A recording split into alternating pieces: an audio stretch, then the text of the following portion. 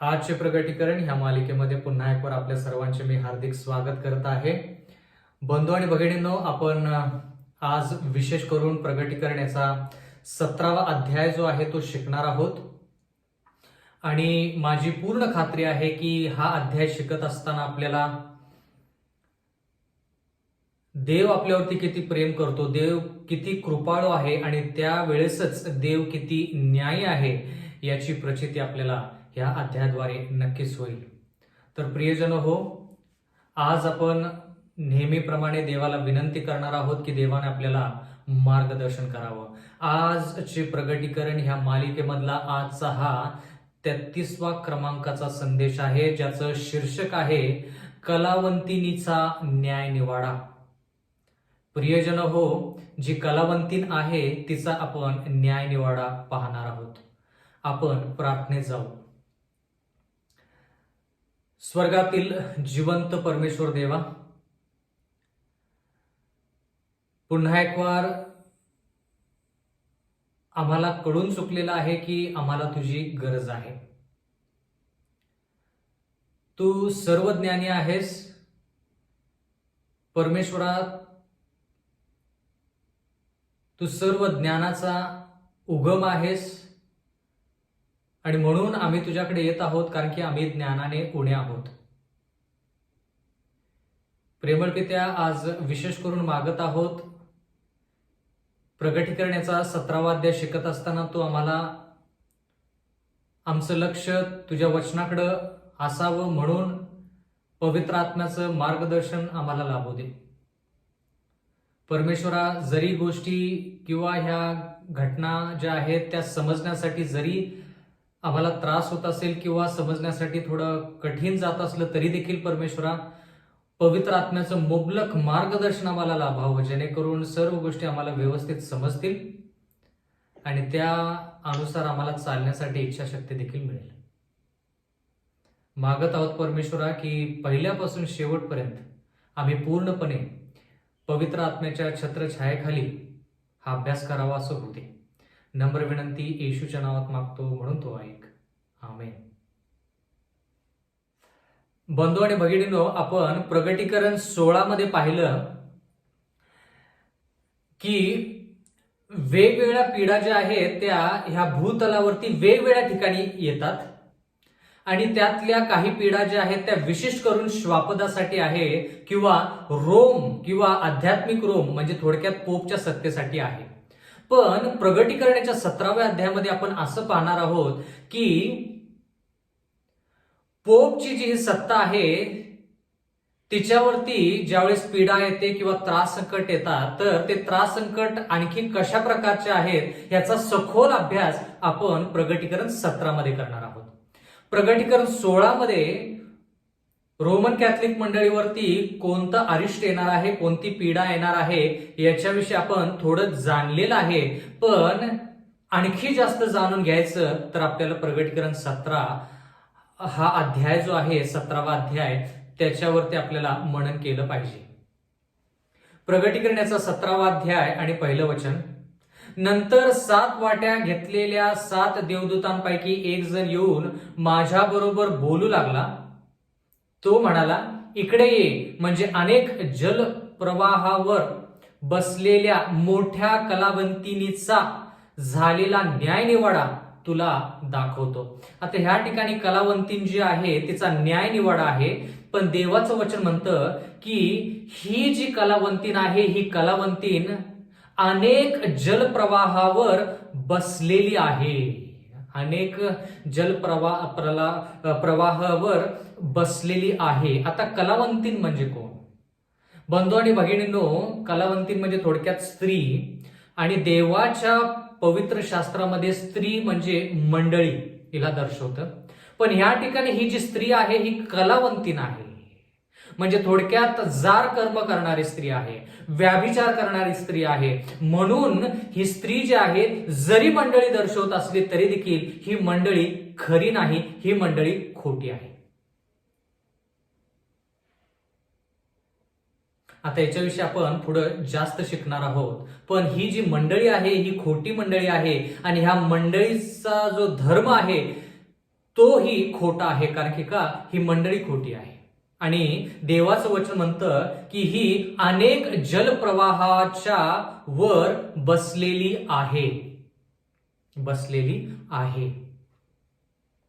आता अनेक जलप्रवाहावर बसलेली आहे म्हणजे काय?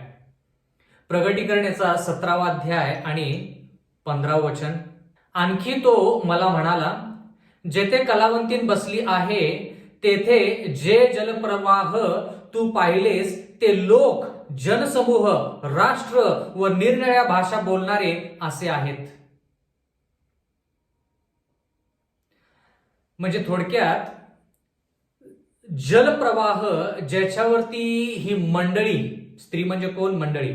ही जी स्त्री आहे ती स्त्री ज्या जलप्रवाहावर बसलेली आहे, ते जलप्रवाह कोण आहेत? लोक आहेत, जनसमूह आहे, राष्ट्र आहे, निरनिराळ्या भाषा बोलणारे असे ते लोक आहेत. म्हणजे ही जी मंडळी आहे ही मंडळी वेगवेगळ्या राष्ट्रांवर जनसमूह जो आहे त्याच्यावरती बसलेली आहे. म्हणजे काय? बसणे म्हणजे काय? तिची सत्ता जी आहे ती सत्ता वेगवेगळ्या लोकांवरती, वेगवेगळ्या भाषा बोलणारे लोक, वेगवेगळे राष्ट्र जे आहेत त्याच्यावरती तिची सत्ता आहे. म्हणून त्या ठिकाणी ती अनेक जलप्रवाहावर बसलेली आहे असं चित्र योहानानं पाहिलं. म्हणजे थोडक्यात आपण ज्यावेळेस खुर्चीवरती बसतो त्यावेळेस आपण खुर्चीवरती सत्ता दाखवत आहोत असा त्याचा अर्थ झाला. दुसरा भाग असा की खुर्ची जी आहे ती आपल्याला आधार देते. म्हणजे काय? वेगवेगळे राष्ट्र ह्या ठिकाणी, वेगवेगळे लोक ह्या ठिकाणी, वेगवेगळ्या भाषा बोलणारे लोक ह्या कलावंतीन जी आहे, व्याभिचारी स्त्री जी आहे, जी खोटी मंडळी आहे तिला आधार देतात.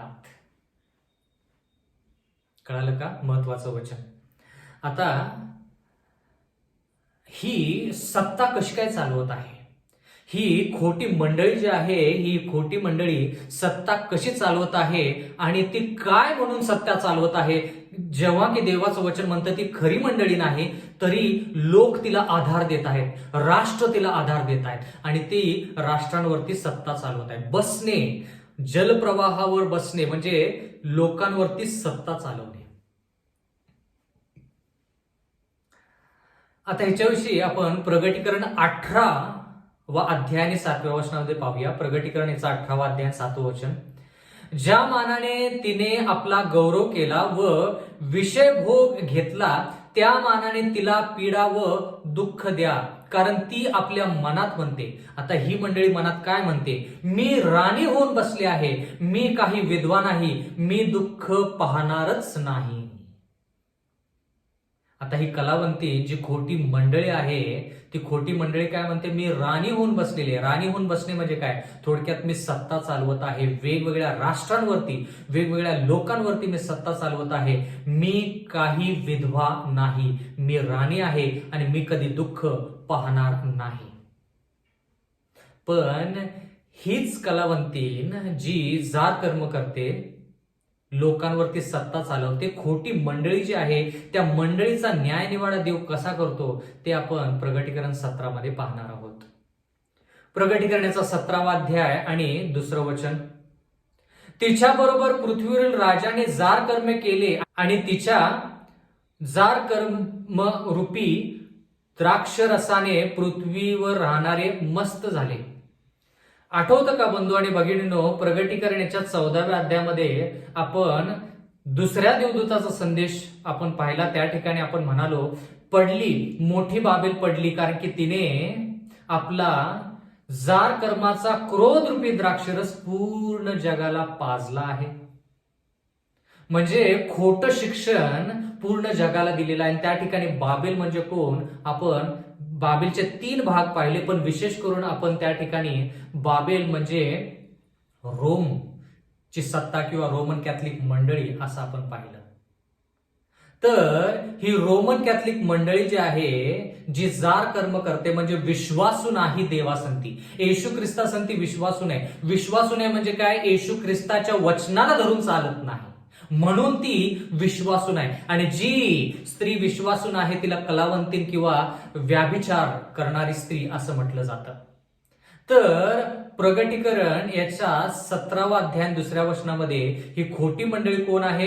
तिच्याबरोबर पृथ्वीवरील राजाने जार कर्म केले. आता मंडळी म्हणजे आध्यात्मिक, राजे म्हणजे राजकीय. आध्यात्मिक आणि राजकीय एकत्र ह्या ठिकाणी येत आहेत आणि त्या ठिकाणी जार कर्म केला जातो. आणि त्याच्या जार कर्म रूपी द्राक्षरसाने पृथ्वीवर राहणारे मस्त झाले, म्हणजे मध्यधुंद झाले. म्हणजे बंधू आणि भगिनींनो, ह्या ठिकाणी ही जी स्त्री आहे ही म्हणते की मी राणी आहे. आता राणी म्हणजे आध्यात्मिक का राजकीय? स्त्री म्हणजे मंडळी, मंडळी म्हणजे आध्यात्मिक. पण ही मंडळी काय म्हणते? मी राणी आहे. राणी म्हणजे कोण? राजकीय. म्हणजे थोडक्यात जरा लक्ष द्या, रोमची जी सत्ता आहे ती राजकीय पण आहे, राणी म्हणते स्वतःला.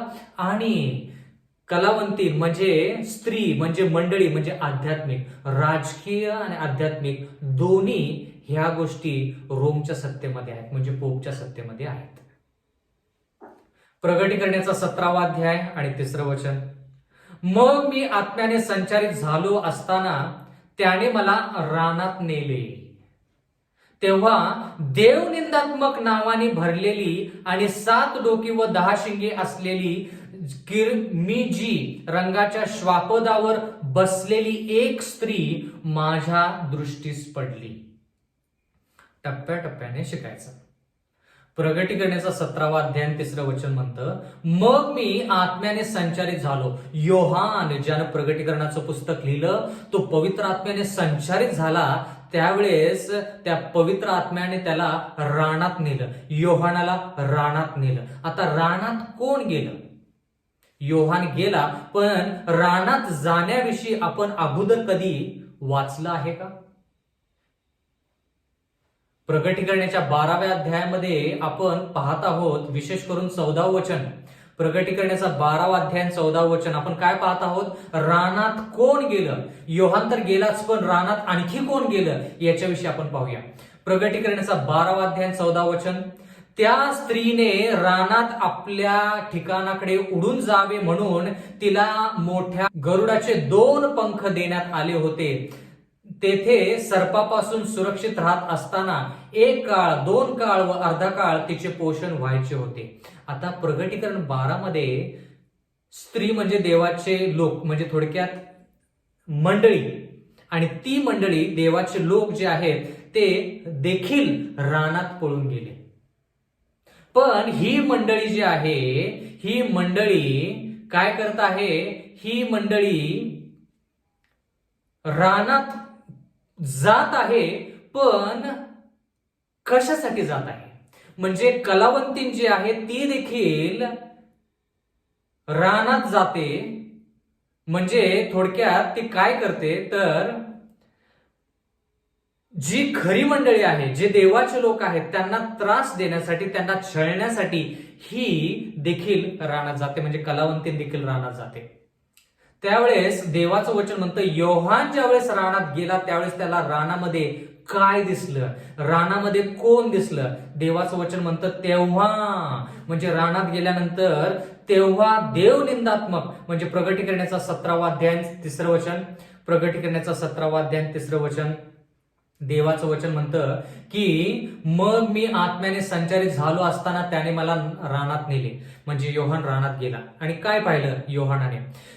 तेव्हा देवनिंदात्मक नावाने भरलेल्या व 7 डोकी व 10 शिंगे असलेल्या किरमिजी रंगाच्या श्वापदावर बसलेली एक स्त्री माझ्या दृष्टीस पडली. ही स्त्री कुठं दृष्टीस पडली? रानामध्ये. पण ही जी स्त्री आहे ही श्वापदावर बसलेली आहे. स्त्री म्हणजे काय? आध्यात्मिक. कारण की स्त्री मंडळीला दर्शवते. म्हणजे ही मंडळी जी आहे ही कलावंतीन जी आहे ही श्वापदावर बसलेली आहे. आणि श्वापद म्हणजे काय? देश, म्हणजे राजकीय. म्हणून बंधू आणि भगिनींनो जरा लक्ष द्या, ही मंडळी जी आहे ही आध्यात्मिक असून देखील तिला राजकीय सत्ता आहे. कारण की ती श्वापदावर बसलेली आहे म्हणजे ती सत्ता दाखवत आहे. म्हणजे श्वापद म्हणजे देश ह्या स्त्रीला आधार असा आहे.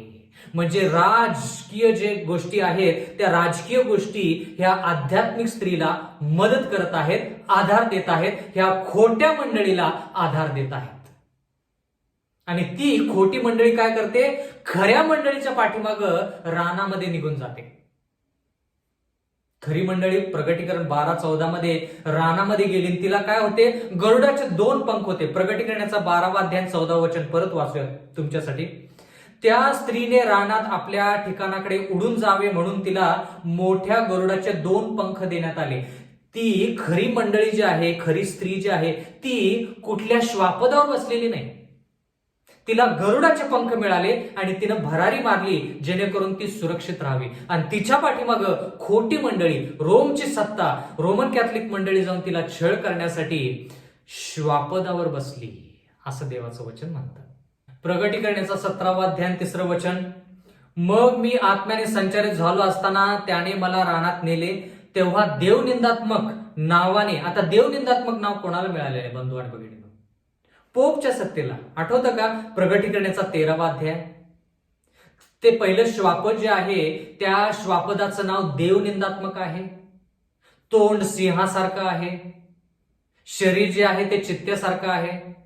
या सर्व गोष्टी आपण प्रगटीकरण 13 मध्ये शिकलो. तर ते श्वापद जे आहे प्रगटीकरण 13 मधलं पहिलं श्वापद, ते त्याचं नाव जे आहे देवनिंदात्मक म्हणजे ती रोमची सत्ता. आणि तीच गोष्ट ह्या ठिकाणी आपण प्रगटीकरण 17 मध्ये पाहत आहोत. म्हणजे जी गोष्ट आपण प्रगटीकरण 13-16 मध्ये पाहिल्या त्याच गोष्टी ह्या ठिकाणी थोडक्यात आपण पाहत आहोत. प्रगटीकरणाचा 17वा अध्याय 3रं वचन. मग मी आत्म्याने संचारित झालो असताना त्याने मला रानात नेले, तेव्हा देवनिंदात्मक नावाने भरलेल्या व 7 डोकी व 10 शिंगे असलेल्या किरमिजी रंगाच्या श्वापदावर. किरमिजी रंगाचं श्वापद म्हणजे थोडक्यात तांबड्या रंगाचं श्वापद जे आहे त्याच्यावर ही स्त्री बसलेली आहे असं देवाचं वचन म्हणतं. आता तांबडा रंग जो आहे तो तांबडा रंग अग्निवर्ण अजगर जो आहे, अग्निवर्ण अजगर जो आहे, जो प्रगटीकरणाच्या 12व्या अध्यायामध्ये आहे, तो अग्निवर्ण अजगर सैतानाला देखील दर्शवलेला आहे. आणि तो अग्निवर्ण अजगर पोपची सत्ता ह्याच्याद्वारे लोकांचा छळ करतो. मग कधी अमेरिकेचा वापर करून लोकांचा छळ करतो. म्हणजे किरमिजी म्हणजे लाल तांबडा अग्निवर्ण अजगर किंवा श्वापद, ह्या सर्व गोष्टी जवळपास एकच आहेत. किंवा लाल रंग जो आहे तो छळाला दर्शवतो, छळ त्याला दर्शवतो. प्रगटीकरण याचा 17वा अध्याय 3रं वचन. मग मी आत्म्याने संचारित झालो असताना त्याने मला रानात नेले, तेव्हा देवनिंदात्मक नावाने भरलेल्या व 7 डोकी व 10 शिंगे असलेल्या किरमिजी रंगाच्या श्वापदावर बसलेली एक स्त्री माझ्या दृष्टीस पडली. म्हणजे ह्या ठिकाणी श्वापद जे आहे ते राजकीय आहे आणि स्त्री जी आहे ते आध्यात्मिक आहे. म्हणजे आपण ह्या ठिकाणी असं पाहत आहोत की ही आध्यात्मिक खोटी मंडळी जी आहे, रोम किंवा पोप जो आहे तो राजकीय गोष्टींवरती सत्ता चालवत आहे किंवा राजकीय जो भाग आहे तो राजकीय भाग आध्यात्मिक गोष्टीला आधार देत आहे असं आपण म्हणू शकतो. कारण की बसणे म्हणजे सत्ता चालवणे आणि ज्या गोष्टीवरती बसलं जातं ती गोष्ट काय करते, जी गोष्ट बसलेली आहे त्याला आधार देते. आता प्रगटीकरण 13वा अध्याय आणि पहिल्या वचनामध्ये आपण थोडा विचार करूया. प्रगटीकरणाचा 13वा अध्याय आणि पहिलं वचन. नंतर मी एक श्वापद समुद्रातून वर येताना पाहिले, त्याला 10 शिंगे आणि 7 डोकी. बरोबर त्याच गोष्टी आपण प्रगटीकरण 17 मध्ये पाहत आहोत. ह्या स्त्रीला असं सांगितलेलं आहे की ही स्त्री श्वापदावरती बसलेली आहे आणि हे श्वापद कसं आहे, या श्वापदाला 7 डोकी आणि 10 शिंगे आहेत असं प्रगटीकरण 17:3 मध्ये आपण वाचलं आताच. तीच गोष्ट आपण प्रगटीकरण 13 मध्ये वाचत आहोत. प्रगटीकरण 13वा अध्याय पहिलं वचन. नंतर मी एक श्वापद समुद्रातून वर येताना पाहिले, त्याला 10 शिंगे व 7 डोकी असून त्याच्या शिंगावर 10 मुकुट व त्याच्या डोक्यांवर देवनिंदात्मक नावे होती. आहे तेच वर्णन आहे. बंधू आणि भगिनींनो, आहे तेच वर्णन आहे. प्रगटीकरण 13 मध्ये श्वापद म्हटलेलं आहे. श्वापद म्हणजे राजकीय. पण प्रगटीकरण 17 मध्ये स्त्री म्हणजे कलावंतीन असं म्हटलेलं आहे, म्हणजे आध्यात्मिक मंडळी, पण खोटी मंडळी. म्हणजे प्रगटीकरण 13 मध्ये राजकीय, प्रगटीकरण 17 मध्ये आध्यात्मिक. राजकीय आणि आध्यात्मिक गोष्टी ज्यावेळेस एकत्र येतात त्यावेळेस देवाचा लोकांचा छळ होतो. प्रगटीकरणाचा 17वा अध्याय आणि 4थं वचन, ती स्त्री, आता स्त्री म्हणजे कोण? रोमन कॅथलिक मंडळी. ती स्त्री जांभळी व किरमीची वस्त्रे ल्याली होती आणि सोने, मूल्यवान रत्ने व मोती ह्याने शृंगारलेली होती. तिच्या हातात अमंगळ पदार्थांनी आणि तिच्या जार कर्माच्या मळाने भरलेला सोन्याचा प्याला होता. आता देवाचं वचन म्हणतं की तिच्याविषयी थोडं ह्या ठिकाणी नमूद केलेलं आहे की तिचे वस्त्र कसे आहेत? जांभळी आणि किरमिजी आहेत. आता जांभळी आणि किरमिजी हे शब्द आपण आणखी कुठं वाचलेले आहेत? देवाच्या वचनामध्ये जांभळी आणि किरमिजी वस्त्र किंवा रंग काय दर्शवतो आणि कुठं आहे त्याच्याविषयी आपण शिकूया. निर्गम याचा 39वा अध्याय. निर्गम याचा 39वा अध्याय आणि पहिलं वचन. निर्गम 39:1. परमेश्वराने मोशेला सांगितल्याप्रमाणे त्यांनी पवित्र स्थानातील सेवेसाठी निळ्या, जांभळ्या व किरमिजी रंगाची कुशलतेने विणलेली वस्त्रे केली आणि अहरोनासाठी पवित्र वस्त्र केली. बंधू आणि भगिनींनो, अहरोन जो याजक आहे त्या याजकासाठी वस्त्र जी होती ती वस्त्र कशी होती? जांभळ्या रंगाची, किरमिजी रंगाची आणि निळ्या रंगाची होती. तेच शब्द जवळपास तेच शब्द, सर्व जरी नसले तर जवळपास तेच शब्द. निर्गम याचा 39वा अध्याय 2रं वचन. त्यांनी सोन्याच्या जरीचे आणि निळ्या, जांभळ्या व किरमिजी रंगाच्या सुताचे व कातलेल्या तलमसनाच्या कापडाचे अफोद तयार केले. आता ह्या ठिकाणी किती रंगांचा वापर केलेला आहे? निळ्या, जांभळ्या आणि किरमिजी. पण जरा लक्ष द्या बंधू आणि भगिनींनो, आजचा जो अध्याय आहे तो अध्याय अभ्यास करताना कटाक्षरित्य लक्ष दिलं पाहिजे. प्रगटीकरण 17 मध्ये आपण पाहत आहोत की ही स्त्री जी कलावंतीन आहे, खोटी मंडळी जी आहे, या मंडळीचे वस्त्र काय आहेत? जांभळी आणि किरमिजी. पण ज्यावेळेस आपण निर्गम मध्ये पाहिलं त्यावेळेस अहरोन जो देवाचा याजक आहे, देवाचा सेवक आहे, त्याची कपडे कसे आहेत? जांभळे, किरमिजी आणि निळा रंग. म्हणजे थोडक्यात निळा रंग जो आहे तो निळा रंग ह्या खोट्या मंडळीचा पोशाख नाही. ह्या खोट्या मंडळीचा पोशाख फक्त 2 रंग आहेत ह्या ठिकाणी नमूद केलेत, जांभळी आणि किरमिजी वस्त्रे.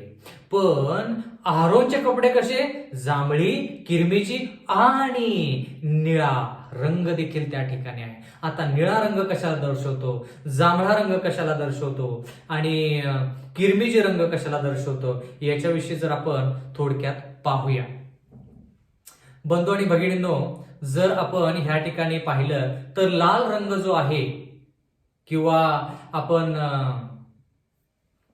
किरमिजी वस्त्र जे आहे, किरमिजी हा जो रंग आहे तो थोडक्यात बलिदान किंवा रक्त किंवा पाप याला दर्शवतो. मग जांभळा रंग जो आहे तो राजशाहीपणाला दर्शवतो किंवा राजशाही थाट जो आहे त्याला दर्शवतो. शाही पोशाख हा जांभळ्या रंगाने दर्शवला जातो. आणि निळा रंग कशाने दर्शवला जातो हे आपण पाहूया. कारण की निळा रंग ह्या स्त्रीकडे नाही, कलावंतीनीकडे नाही. निळा रंग फक्त देवाचे लोक आणि देवाच्या सेवकांकडे आहे. निळा रंग कशाला दर्शवतो? गणना याचा 15वा अध्याय आणि 38वा वचन. गणना याचा 15वा अध्याय आणि 38वा वचन. इस्रायल लोकांना आज्ञा कर की देवाने सांगितलं मोशेला आणि बाकीच्या लोकांना, इस्रायल लोकांना आज्ञा कर की त्यांनी पिढ्यानपिढ्या आपल्या वस्त्राच्या काठांना गोंडे लावावेत आणि प्रत्येक काठाच्या गोंड्यावर निळी फिती लावावी. निळी फिती म्हणजे जो पोशाख इस्रायल लोकांचा असायचा, त्यांचा काठ जो असायचा, त्या काठांना गोंडे असायचे आणि निळी फिती लावली जायची. आता निळी फिती का, निळा रंग कशासाठी? गणना 15:39 पुढचं वचन, गणना 15:39. ह्या गोंड्यांचा उद्देश असा की ते तुमच्या नजरेस पडून परमेश्वराच्या सगळ्या आज्ञांचे तुम्हाला स्मरण व्हावे व तुम्ही त्या पाळाव्यात. आपल्या मनास येईल तसे तुम्ही व्याभिचार मतीने वागत आलात तसे वागू नये. म्हणजे थोडक्यात निळा रंग जो आहे तो आज्ञा पालन याला दर्शवतो.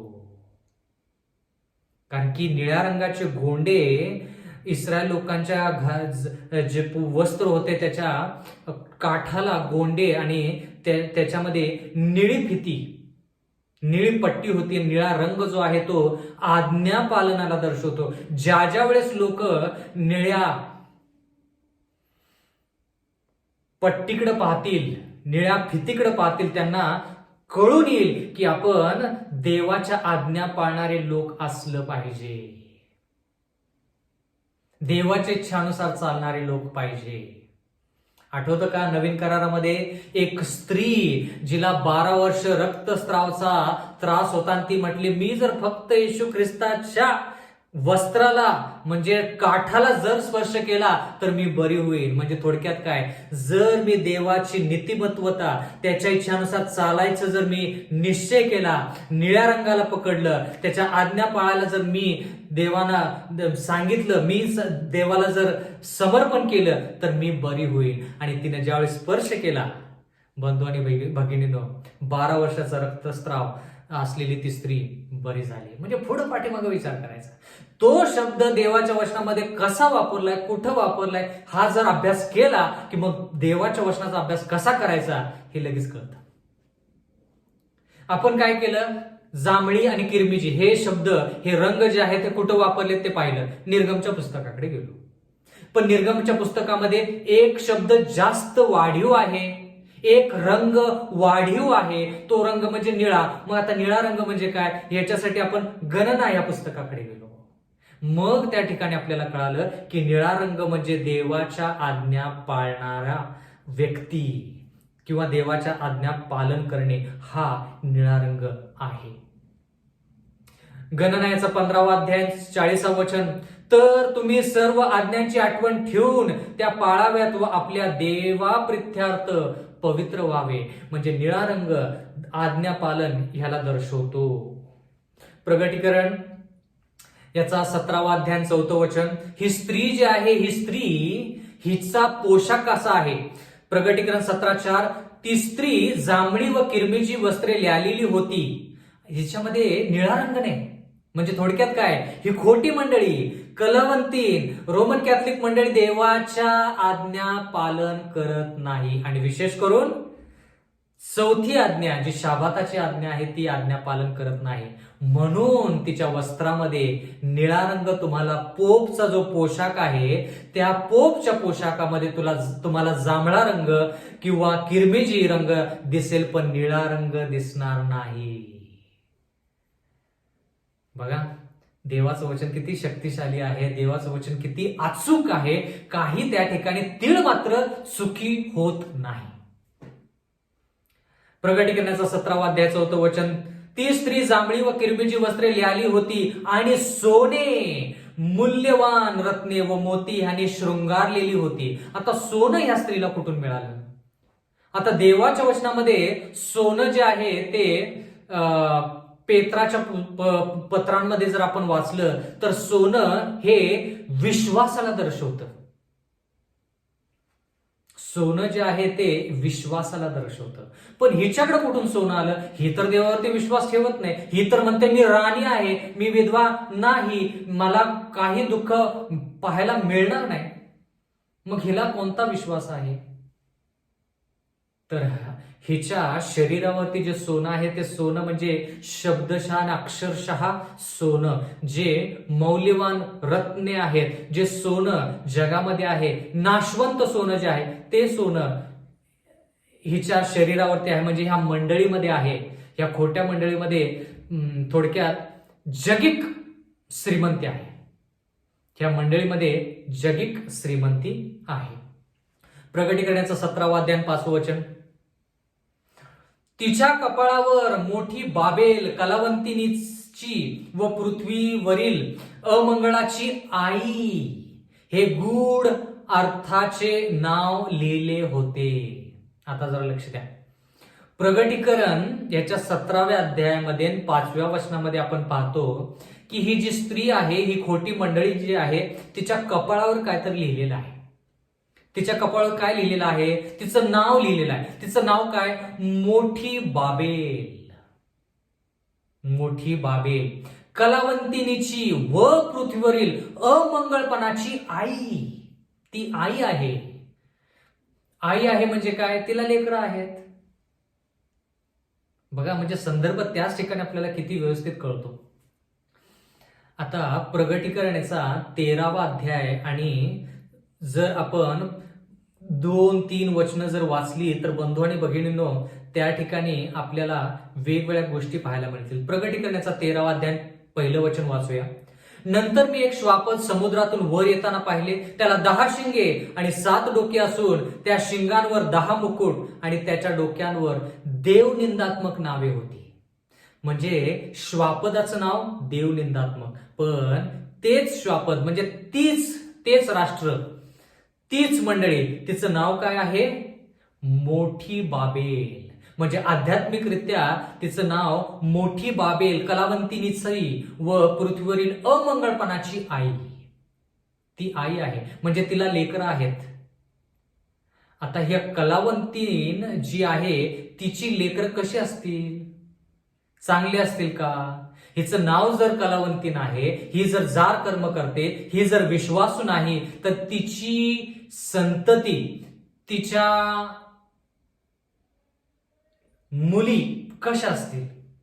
म्हणून म्हटलं बंधू आणि भगिनींनो की रोमन कॅथलिक मंडळीतून ज्या मंडळ्या फुटून त्यांनी स्वतःच्या मंडळ्या सुरू केल्या, रविवारच्याच दिवशी ते उपासना करतात, त्या रोमच्या लेकी किंवा मुली आहेत असं म्हटलं तर काही वावगं ठरणार नाही. म्हणजे रविवारचं पालन करणाऱ्या ज्या मंडळ्या रोमच्या मंडळीतून बाहेर पडून त्यांनी नवीन मंडळ्या स्थापन केलेल्या आहेत, पण त्या काय करत आहेत? रोमच्या इच्छेप्रमाणे किंवा रोमच्या काही तत्वानुसार त्या देखील चालत आहेत. विशेष करून रविवार हा तो दिवस ते पवित्र पाळतात. म्हणजे आई जी आहे तो रोम किंवा रोमन कॅथलिक मंडळी आणि तिची लेकरं जे आहे ते रविवारच्या सर्व मंडळ्या. कारण की त्या रविवारच्या सर्व मंडळ्या कुठून आलेल्या आहेत? रोमन कॅथलिक मंडळीतून ते फुटलेले आहेत. आता जरा लक्ष द्या. हिच्या कपाळावर असं लिहिलेलं आहे मोठी बाबेल. मोठी बाबेल कलावंतिनीची व पृथ्वीवरील अमंगळाची आई. म्हणजे जी आई आहे तिची लेकरं कशी आहेत? कलावंतिनीची आई आहे. कलावंतिनीची आई आहे म्हणजे तिची लेकरं पण कलावंतीन आहेत. पृथ्वीवरील अमंगळपणाची आई हे गूढ अर्थाचे नाव लिहिले होते. आता मोठी बाबेल असं का लिहिले? कारण की का बंधू आणि भगिनींनो, बाबेल ह्या शब्दाचा अर्थ एक धर्म आहे. म्हणजे गोंधळ आहे त्या ठिकाणी. बाबेल म्हणजे गोंधळ जरी असला तर बाबेलमध्ये एक विशिष्ट धर्म होता. तर तो धर्म जो बाबेलमध्ये होता तोच धर्म मेदी पारशीनं काय केला? आत्मसात केला. मग मेदी पारशीचा धर्म आणि बाबेलचा धर्म कोणी आत्मसात केला? ग्रीसनं आत्मसात केला. मग ग्रीसचा स्वतःचा धर्म, मेदी पारशीचा धर्म, बाबेलचा धर्म कोणी आत्मसात केला? विधर्मी रोमनं आत्मसात केला किंवा स्वीकारला. म्हणजे बाबेलचा धर्म, मेदी पारशीचा धर्म, ग्रीकचा धर्म कोणामध्ये आला? विधर्मी रोम मध्ये आला. आणि बाबेलचा धर्म, मेदी पारशीचा धर्म, ग्रीसचा धर्म, विदर्भी रोमचा धर्म कोणी घेतला?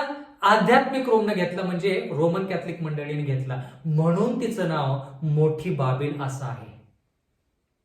म्हणजे रोमन कॅथलिक मंडळीमध्ये तुम्हाला सर्व प्रकारचे धर्म पाहायला मिळतील, जवळपास सर्व प्रकारचे धर्म पाहायला मिळतील. बाबेल पासून, मेदी पारशी पासून, ग्रीस पासून, विदर्भी रोम पासून सर्व धर्म त्याच्यामध्ये तुम्हाला पाहायला मिळतील. म्हणून तिला बाबेल असं नाव ठेवलेलं आहे. कारण की का? गोंधळ. एक कोणती तरी गोष्ट नाही, सर्व गोष्टी तिथे इकडून तिकडून सर्व गोष्टी त्या ठिकाणी मिश्रित, गोंधळ. प्रगटीकरणाचा 17वा अध्याय आणि 6वं वचन. ती स्त्री पवित्र जनांच्या रक्ताने व येशूच्या रक्तासाक्ष्यांच्या रक्ताने, परत एकदा प्रगटीकरणाचा 17वा अध्याय आणि 6वं वचन. ती स्त्री पवित्र जनांच्या रक्ताने व येशूच्या रक्तसाक्ष्यांच्या रक्ताने मस्त झालेली माझ्या दृष्टीस पडली. तिला पाहून मला फार आश्चर्य वाटले. योहान म्हणतो की ही मंडळी पाहून योहानाला फार आश्चर्य वाटलं. कारण की का? ह्या मंडळीनं पवित्र जनांचं रक्त आणि येशूची जी साक्ष देतात त्यांचं देखील रक्त पिलेलं होतं.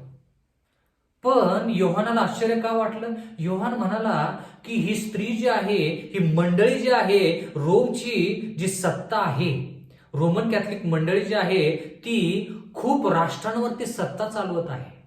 खूप राष्ट्र तिला आधार देत आहेत. म्हणून योहान म्हटला की कसं असं शक्य आहे की ही ख्रिस्ती म्हणते स्वतःला, पण ही ख्रिस्ताच्या विरोधात आहे ही मंडळी. प्रगटीकरणाचा 17वा अध्याय 7वं वचन. देवदूताने मला म्हटले, तुला आश्चर्य का वाटले?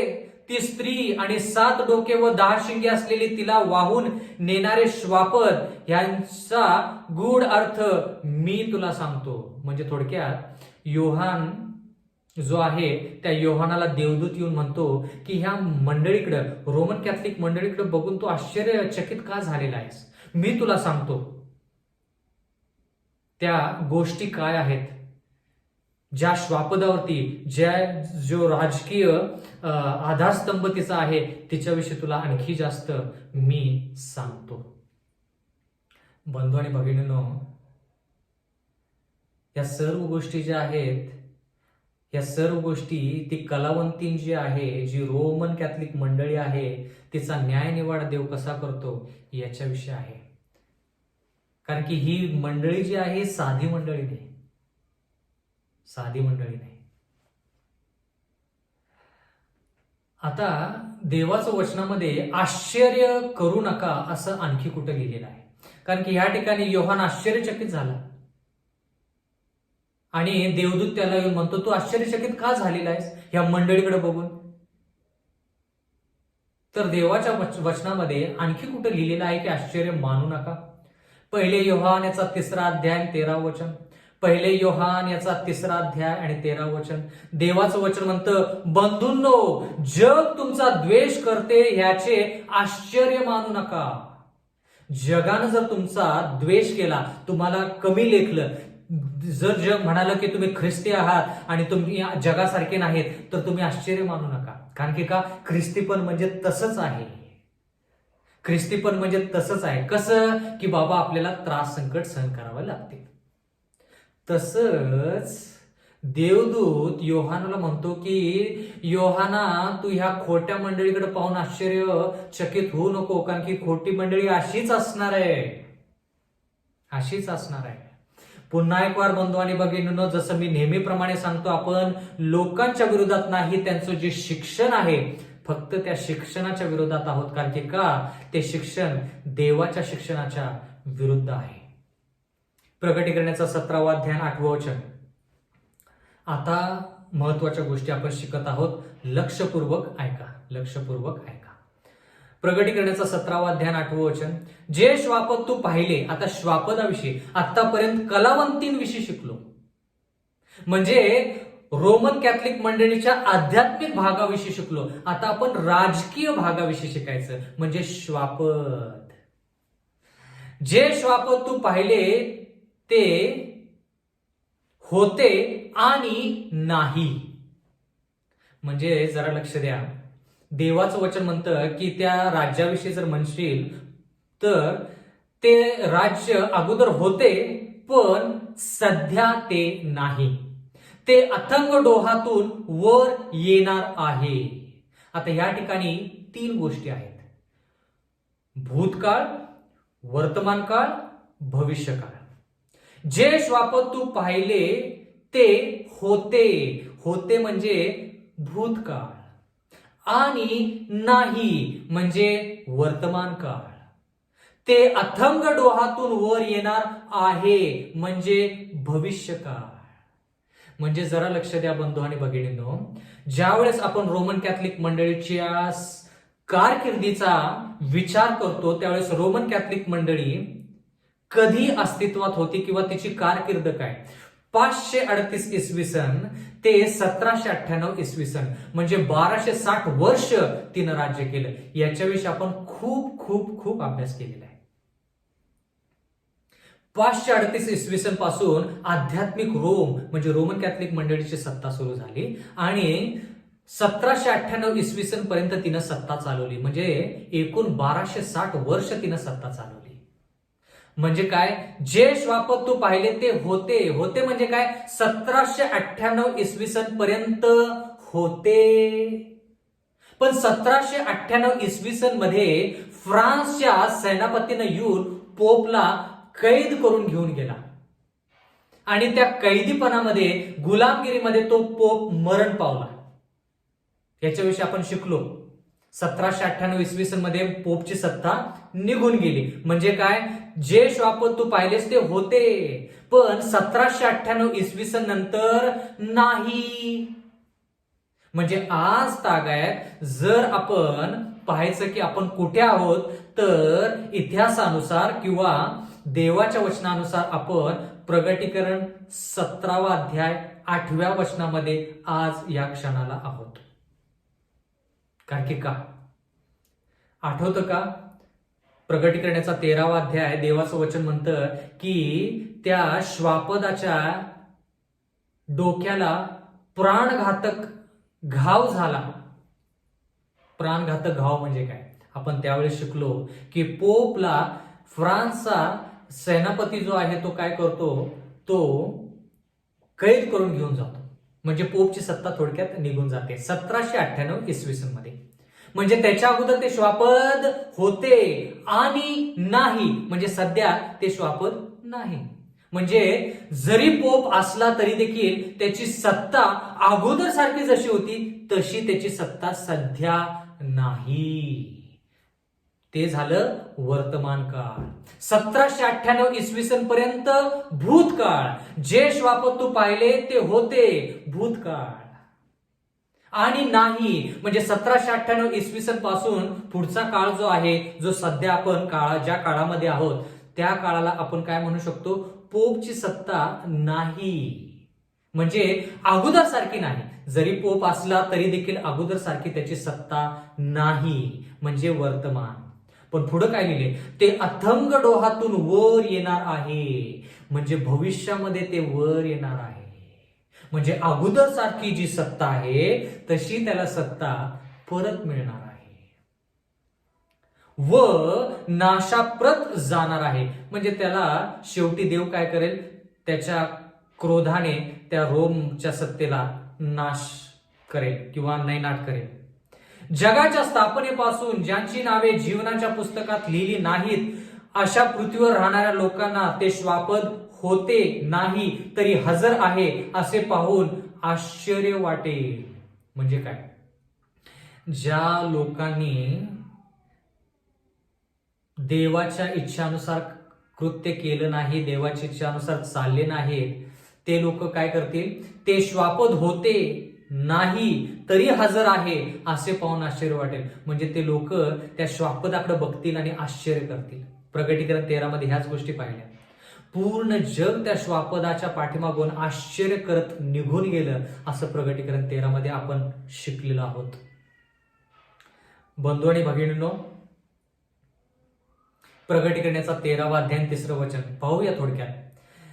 त्याच्या एका डोक्यावर, प्रकटीकरण 13:3, त्याच्या एका डोक्यावर प्राणांतिक घाव झाल्यासारखे माझ्या दृष्टीस पडले, तरी त्याचा प्राणघातक घाव बरा झाला. तेव्हा सर्व पृथ्वी आश्चर्य करत त्या श्वापदा मागून गेली.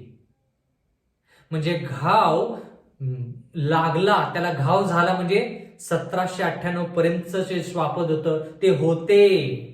घाव लागल्यानंतर ते श्वापद कैदीमध्ये गेलं, पोप कैदीमध्ये गेला, म्हणजे त्याचं राष्ट्र राज्य सत्ता काढून घेण्यात आली, म्हणजे ते नाही, सध्या नाही. मग पुढं डोहातून, अथंग डोहातून वर येणार आहे, म्हणजे त्याचा प्राणांतिक घाव जो आहे तो बरा होणार आहे आणि परत त्याला त्याची सत्ता मिळणार आहे.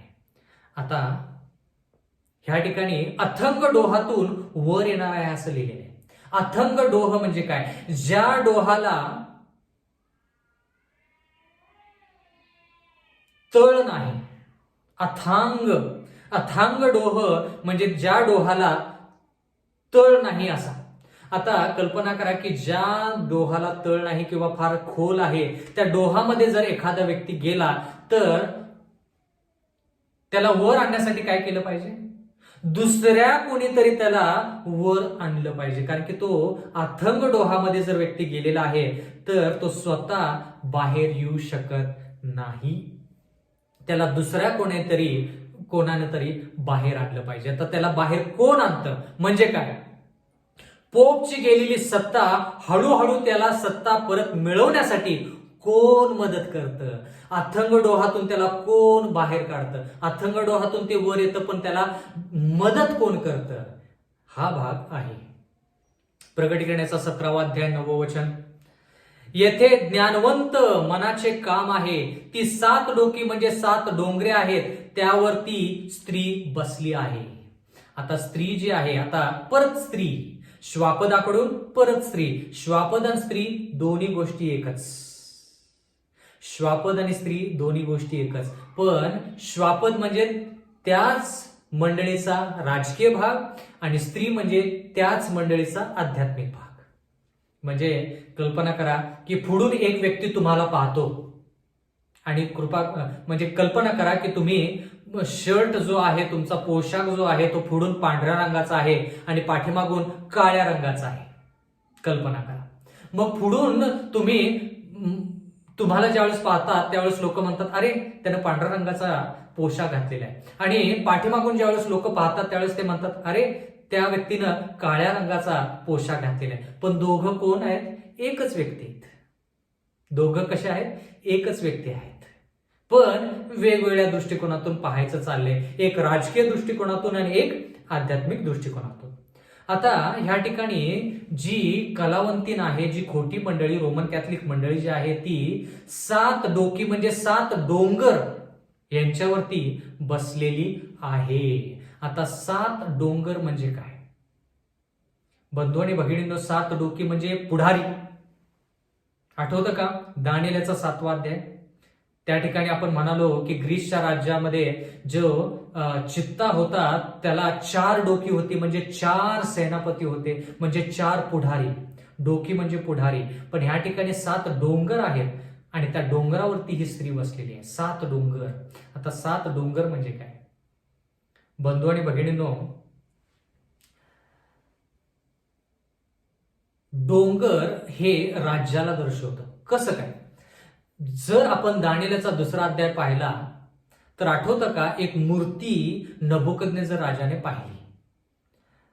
त्या मूर्तीला वेगवेगळे धातू होते आणि त्या मूर्तीला पाहत असतानाच देवाचं वचन म्हणतं की नबुकदनेझरानं एक पाषाण, एक दगड हात न लागता सुटलेला पाहिला आणि तो पाषाण येऊन मूर्तीवरती आदळला आणि मूर्ती पूर्णपणे फुटून त्याचं चूर्ण झालं आणि तो पाषाण जो आहे तो मोठा डोंगर झाला. आणि तो डोंगर म्हणजे येशू ख्रिस्ताचं राज्य, कारण की तो पाषाण जो आहे तो येशू ख्रिस्ताला दर्शवतो आणि तो पाषाण डोंगराच्या रूपात त्याचं रूपांतर झालं, म्हणजे येशू ख्रिस्ताचं राज्य स्थापित झालं. म्हणजे डोंगर म्हणजे राज्य. म्हणून जरा लक्ष द्या, ही मंडळी जी आहे ही डोंगरावरती 7 डोंगरावरती आहे, म्हणजे 7 राज्यांवरती स्थित किंवा बसलेली आहे किंवा सत्ता चालवत आहे.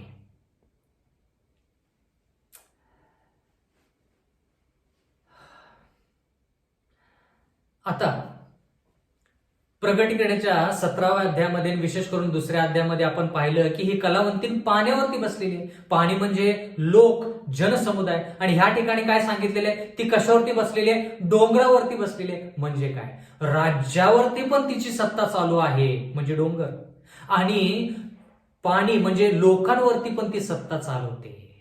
कळालं का? तीच गोष्ट पण वेगवेगळ्या दृष्टिकोनातून पाहायचं झालंय. प्रगटीकरणाचा 17वा अध्याय 10वं वचन. आणि ती डोकी म्हणजे 7 राजे आहेत. आता हे 7 राजे कोण, जिच्यावरती ती बसलेली आहे, जे तिला मदत करतात, जे तिला आधार देतात, जिच्यावर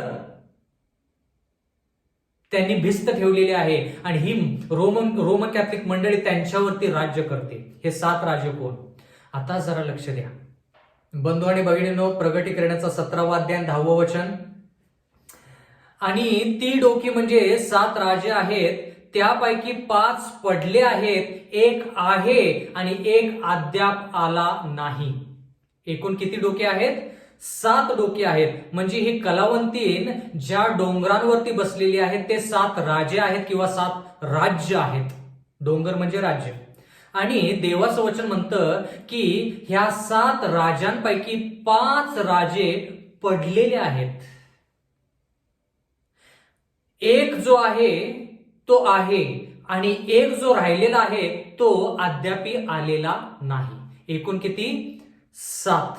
5 पडलेले आहेत, 1 सध्या अस्तित्वात आहे, आणि जो 7वा आहे तो अद्यापी तो आलेला नाही.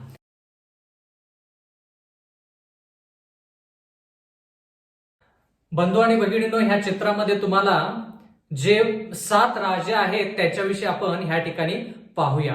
देवाचं वचन म्हणतं की प्रगटीकरण 17:10 मध्ये, आणि ती डोकी म्हणजे 7 राजे आहेत, त्यांच्यापैकी 5 पडले आहेत. आता 5 पडलेले आहेत ते कोण आहेत?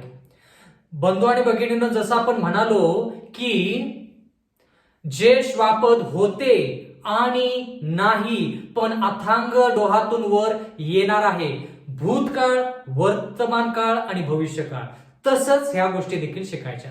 आता ह्या ठिकाणी लिहिलेले आहे 5 पडलेले आहेत. आता 5 कोण पडलेले आहेत? कारण की ह्या ठिकाणी ह्या श्वापदाचं किंवा ह्या स्त्रीचं नाव मोठी बाबेल असं आहे.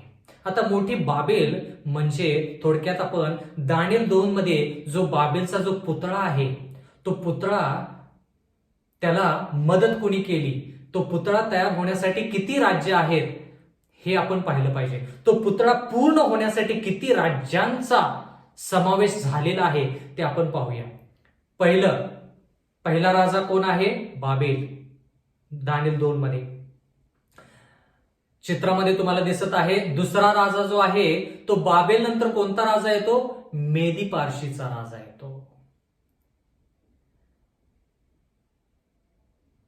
मग त्याच्यानंतर तिसरं राज्य जे येते ते ग्रीस राज्य, म्हणजे हा तिसरा राजा.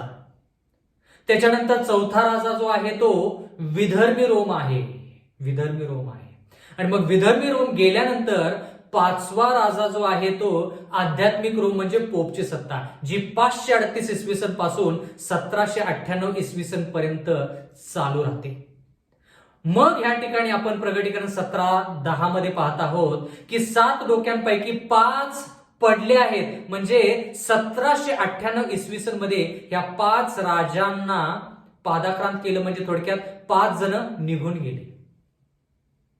म्हणजे पहिलं बाबेल गेलं, त्याच्यानंतर मेदी पारशी गेलं, ह्याच्याविषयी आपण दानिएल मध्ये शिकलो. मग त्याच्यानंतर ग्रीसचं राज्य आलं, ग्रीसचं राज्य गेलं, आणि विधर्मी रोम आलं. विधर्मी रोम नंतर आध्यात्मिक रोम, म्हणजे 5 निघून गेले. म्हणजे ज्यावेळेस पोपला बंदी म्हणून कैद करून घेऊन गेले, कोण? फ्रान्सचा सेनापती ज्यावेळेस त्याला कैदी म्हणून घेऊन गेला, कोणाला? पोपला, त्यावेळेस 5 राजे पडले होते. एक आहे. आता एक आहे म्हणजे कोणाची सत्ता? पोपची सत्ता गेल्यानंतर कोणाची सत्ता आली? 1798 इसवी सन नंतर. बंधू आणि भगिनींनो, आत्ताच आपण शिकलो की पोपला कैदी कोण घेऊन गेला? फ्रान्सचा राजा किंवा फ्रान्सचा सेनापती, म्हणजे 6वा राजा जो आहे तो नास्तिक फ्रान्स आहे. नास्तिक फ्रान्स आहे. ते तुम्हाला त्या चित्रामध्ये, या चित्रामध्ये समोर आहे त्याच्यामध्ये दिसत आहे. 6वा राजा जो आहे तो नास्तिक फ्रान्स आहे, कारण की त्यानंच काय केलं, ह्या पोपच्या सत्तेला काढून टाकलं. मग ह्या ठिकाणी देवाचं वचन म्हणतं की एक आहे, म्हणजे थोडक्यात 1798 इसवी सनच्या नंतर कोण आहे? फ्रान्स आहे. आणि प्रगटीकरण 17:10 मध्ये लिहिलेलं आहे, आणि एक अद्याप आला नाही. म्हणजे कोण आला नाही? जर बंधू आणि भगिनींनो आपण विचार केला की 1798 नंतर फ्रान्सनं ज्यावेळेस पोपला बंदी करून नेलं, त्याच्यानंतर अमेरिका जे आहे ते अमेरिकावर आलं. याच्याविषयी आपण प्रगटीकरण 13 मध्ये शिकलो. तर प्रगटीकरण 13 मध्ये आपण असं पाहतो की अमेरिका हे बलिष्ठ राष्ट्र होतं किंवा एक राष्ट्र तयार होतं. म्हणजे 7वा राजा जो अद्याप आला नाही तो कोण? तर अमेरिका. पण आता जर पाहिलं तर अमेरिका पूर्ण शक्तिशाली असं राष्ट्र आहे. ते मोठं साम्राज्य आहे. मोठं साम्राज्य आहे. कळालं का? आणि देवाचं वचन म्हणतं की तो आल्यावर थोडा वेळ त्याला राहावं लागेल. म्हणजे अमेरिकाची जी सत्ता आहे ती थोड्या काळ टिकेल. नक्कीच टिकेल. नक्कीच टिकेल. म्हणजे थोडक्यात कळालं का तुम्हाला? त्या अथांग डोहातून ह्या पोपच्या सत्तेला बाहेर आणणं, म्हणजे पोपला परत सत्ता आणून देणं, हे कोणाचं काम आहे? 7व्या राजाचं काम आहे, म्हणजे अमेरिकेचं काम आहे. कळालं का? हे जे 7 आहेत ते 7 राजे आहेत. आता प्रगटीकरण 17:11, जे श्वापद होते आणि नाही तेच 8वा राजा आहे. आता जरा लक्ष द्या, 7च राजे आहेत, पण ह्या ठिकाणी जी पोपची सत्ता गेली, 5वा राजा जो पोप आहे, आध्यात्मिक रोम आहे, त्याची सत्ता जी निघून गेली त्याची सत्ता परत आलेली आहे, म्हणून ते 8व्या स्थानामध्ये आहे, 8व्या स्तरावरती आहे, 8व्या ठिकाणावरती आहे. एवढाच भाग. पण राजे किती आहेत? 7च आहेत. आता जरा बघा, पहिला राजा, दुसरा, तिसरा, चौथा, 5वा, 6वा, 7वा, 8वा, प्रत्येकामध्ये नाव वेगवेगळं आहे, पण एकच नाव परत आलेलं आहे, ते म्हणजे आध्यात्मिक रोम. म्हणून म्हटलं राजे 7च आहेत, पण एवढंच की एक राजा निघून जातो आणि परत त्याला त्याची सत्ता मिळते, म्हणून त्याला शब्द 8वा असा वापरलेला आहे. पण ही कलावंतीन जी बसलेली आहे ती 7 डोंगरांवरतीच बसलेली आहे, म्हणून आपण 7 राजेच म्हणू. आता ह्या ठिकाणी 8वं स्थान जे आहे ते कोणाचं आहे? म्हणजे अमेरिका पोपच्या सत्तेला वर करेल आणि मग पोपची सत्ता परत वर येईल. त्याच गोष्टी आता सध्या घडत आहे. अमेरिका काय करत आहे? पोपच्या सत्तेला परत वर आणण्याचा प्रयत्न करत आहे. प्रगटीकरणाचा 17वा अध्याय आणि 12 वचन, जी 10 शिंगे तू पाहिलीस ती 10 राजे आहेत, त्यांना अद्यापी राज्य मिळालेले नाही. आता 10 शिंगे म्हणजे काय? 10 शिंगे म्हणजे काय? बंधू आणि भगिनींनो, 7 राजांविषयी शिकलो, आता 10 शिंगे म्हणजे काय? 10 शिंगे म्हणजे 10 राजे आहेत, त्यांना अद्यापी राज्य मिळालेले नाही, तरी त्यांना श्वापदाबरोबर 1 तास राजांच्या सारखा अधिकार मिळतो. ते 10 राज्य जे आहेत ते 10 राज्य या पूर्ण पृथ्वीचे वेगवेगळे भाग आहेत. पूर्ण पृथ्वी जी आहे ते बंधू आणि भगिनींनो 10 विभागामध्ये वेगवेगळी केलेली आहे. पूर्ण जग, पूर्ण पृथ्वी 10 भागामध्ये विभागलेली आहे आणि प्रत्येक भागामध्ये एक वरिष्ठ नेता आहे, राजा आहे, जो त्या भागाचा नेतृत्व करतो. म्हणून ह्या ठिकाणी 10 शिंगे आणि 10 राजे आणि 10 म्हणजे थोडक्यात त्यांना राज्य आहे. कळालं का? आणि हे सर्व जग 10 विभागामध्ये जरी असलं तर हे सर्व लोक काय करणार आहेत? पोपच्या सत्तेला मदत करणार आहेत. कारण की हे 10 शिंगे कुठे आहेत? श्वापदावरती आहेत. हे 10 शिंगे कुठे आहेत? श्वापदावरती आहेत. श्वापद म्हणजे कोण? राजकीय, म्हणजे पोपचे राजकीय भाग जो आहे तो आहे. म्हणजे पूर्ण जग जे 10 भागामध्ये विभागलेलं आहे, प्रत्येक देश कोणत्या ना कोणत्या तरी भागामध्ये नक्कीच आहे, कारण की पूर्ण जग 10 भागामध्ये विभागलेलं आहे आणि ते 10 भागाचे जे राजे आहेत ते पूर्ण राजे ह्या श्वापदाला काय करतात, मदत करतात. आणि श्वापदा संती 1 तास त्यांना काय मिळेल, अधिकार मिळेल. आता 1 तास म्हणजे शब्दशः आणि अक्षरशः 1 तास नसून थोड्या काळासाठी असं ह्या ठिकाणी आपण म्हणू शकतो. थोड्या काळासाठी त्या लोकांना राज्य करण्यासाठी अधिकार मिळेल. म्हणजे कोणा संती, रोमन कॅथलिक मंडळी संती. प्रगटीकरणाचा 17वा अध्याय 13 वचन, ते एक विचाराचे आहेत आणि ते आपले सामर्थ्य व अधिकार श्वापदाला देतात. बघा, ते 10च्या 10 राजे ज्यांना अजून राज्य मिळालेलं नाही असं देवाचं वचन म्हणतं. बहुतेक त्यांना आता राज्य मिळालं असेल. आपण ज्या वर्षामध्ये आहोत त्या वर्षामध्ये त्यांना राज्य कधी मिळेल, ज्यावेळेस पोपची सत्ता येते त्यावेळेस त्यांना राज्य मिळतं. म्हणजे पोपची सत्ता अजून यायची, पोपची सत्ता अजून यायची आहे. ज्यावेळेस प्रियजन हो, बंधू भगिनींनो, ज्यावेळेस पोपची सत्ता येईल त्यावेळेस त्या 10 राजांना काय मिळेल, अधिकार मिळेल श्वापदा संती सत्ता चालवण्याचा. तोपर्यंत नाही. पण ते कसे आहेत, एक विचाराचे आहेत आणि त्यांचा विचार काय, पोपच्या सत्तेला मदत करायची.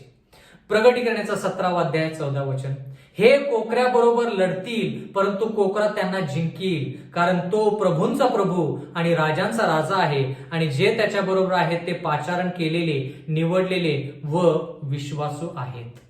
देवाचं वचन म्हणतं की येशू ख्रिस्ताबरोबर, कोकरू म्हणजे येशू ख्रिस्ताबरोबर हे लढतील, पण त्यांचा टिकाव धरणार नाही. कारण की का, येशू ख्रिस्त लढाई करेल, तो प्रभूंचा प्रभू, राजांचा राजा आहे आणि तो काय करेल, त्यांचा नाश करेल. प्रगटीकरण याचा 17वा अध्याय 15 वचन, आणखी तो मला म्हणाला, जेथे कलावंतीन बसली आहे तेथे जे जलप्रवाह तू पाहिलेस ते लोक, जनसमूह, राष्ट्रे व निरनिराळ्या भाषा बोलणारे असे आहेत. बघा, म्हणजे त्याच गोष्टी आहेत. प्रगटीकरणाचा 17वा अध्याय 16 वचन, जी 10 शिंगे व जे श्वाप तू पाहिलेस ते कलावंतिनीचा द्वेष करतील व तिला ओसाड व नग्न करतील. आता जे 10 राजे पोपच्या सत्तेला वर आणतात, पण त्यांना नंतर कळतं की पोपच्या सत्तेनं त्यांना फसवलेलं आहे, त्यावेळेस ते 10 राजे काय करतात, ह्या कलावंतींचा द्वेष करतात आणि त्या कलावंतीला म्हणजे ह्या पोपच्या सत्तेला नष्ट करतात. 10 राजेच, 10 राजांनीच मदत केली, पण 10 राजांना नंतर कळतं की आपण फसलो गेलेलो आहोत. ह्या कलावंतीनं तिचा जार कर्माचा क्रोधरूपी द्राक्षरस आपल्याला पाजलेला आहे, आपण फसलेलो आहोत, आपला नाश झालेला आहे, कृपेचा काळ संपलेला आहे, आपल्यावरती अरिष्ट आलेला आहे, 7 पीड आपल्यावरती आलेले आहेत. आणि म्हणून काय करेल, हे 10 शिंगे म्हणजे 10 राजे म्हणजे 10 भाग काय करतील, ह्या पोपच्या सत्तेच्या विरोधात जाऊन त्याला नष्ट करण्याचा पुरेपूर प्रयत्न करतील. म्हणजे थोडक्यात त्याला ओसाडीने नग्न करतील, तिचे मांस खातील व तिला अग्नीत जाळून टाकतील. बघा, म्हणजे ज्या राज्यांवरती ह्या पोपच्या सत्तेनं अधिकारान सत्ता दाखवली त्याच लोकांनी आता तिला नग्न केले, ओसाड केले आणि तिला अग्नीत जाळून टाकले. कळालं का, जो कैदेत नेतो तो स्वतः कैदेत जातो, जो तलवारीने मारतो तो तलवारीने जीवे मारला जाईल. प्रगटीकरणाचा 17वा अध्याय 17 वचन, त्यांनी एक विचाराने वागून देवाची वचने पूर्ण होईपर्यंत आपले राज्य श्वापदाला द्यावे अशा इराद्याने कृती करण्याचे देवाने त्यांच्या मनात घातले. म्हणजे हे लोक अगोदर ह्या श्वापदाच्या पाठीमागे लागले, आश्चर्य करत पूर्ण जग ह्या श्वापदा पाठीमागून गेलं आणि हे एक विचाराचे होते. म्हणून देवाने त्यांना काय केले, देवाचं वचन पूर्ण व्हावं, त्याची भविष्यवाणी पूर्ण व्हावी म्हणून ह्या लोकांनी त्या श्वापदाला त्यांची सत्ता द्यावी, त्यांचं राज्य द्यावं असं देवाने परवानगी दिली. देवाने काय दिली, परवानगी दिली. प्रगटीकरणाचा 17वा अध्याय 18 वचन, जी स्त्री तू पाहिलीस ती पृथ्वीच्या राजांवर राज्य करणारी मोठी नगरी होय. बंधू आणि भगिनींनो, पूर्ण जगावरती ही मंडळी जी आहे ती काय करते, सत्ता चालवते आणि ती मोठी नगरी आहे असं देवाचं वचन म्हणतं. पण आपण जी नगरी जिची अपेक्षा आपण वाट पाहत आहोत ती नवीन यरुशलेम शहर, ती नगरी त्या नगरामध्ये येशू ख्रिस्त आहे आणि ती एक वधूसारखी आहे, ज्याच्यामध्ये आपण सदैव येशू ख्रिस्तासंती राहणार आहोत. परमेश्वर तुम्हाला आशीर्वाद देव. बंधू आणि भगिनींनो, मला तुम्हाला हाच प्रश्न विचारायचा आहे की तुम्ही ह्या नगरीमध्ये, बाबेल किंवा कलावंतीन ह्या नगरीमध्ये राहायचं की तुम्हाला येशू ख्रिस्ताच्या नवीन यरुशलेम शहरामध्ये, त्या नगरीमध्ये राहायचं, हा निर्णय तुमचा असेल. येणाऱ्या काळामधले जे संदेश आहेत त्याचा तुम्ही नक्कीच आस्वाद घ्या. परमेश्वर तुम्हाला आशीर्वाद देव. आमेन. आपण प्रार्थना करूया. जिवंत परमेश्वर देवा, उपकार मानतो की आज या समय तू आम्हा सर्वांना एकत्रित केलंस आणि तुझं वचन ऐकण्याकरिता आम्हाला मदत केलीस. परमेश्वरा, प्रगट करण्याचा 17वा अध्याय जरी समजण्यासाठी कठीण असला तरी देखील पवित्र आत्म्याच्या मार्गदर्शनाखाली आम्ही या सर्व गोष्टी शिकत आहोत आणि मागत आहोत परमेश्वरा की आमच्या ज्ञानामध्ये भर पडू दे. आम्ही बाबेल ह्या नगरीमधले सभासद न होता नवीन यरुशलेम शहराचे आम्ही नागरिक व्हावं, म्हणून आम्ही सातत्याने येशू ख्रिस्ताच्या पावलांवरती पाऊल ठेवून आध्यात्मिक जीवनामध्ये वाटचाल करावी असं होऊ दे. आम्हा सर्वांना तारण दे, कारण की ही नम्र विनंती येशूच्या नावात मागतो, म्हणून तो ऐक. आमेन.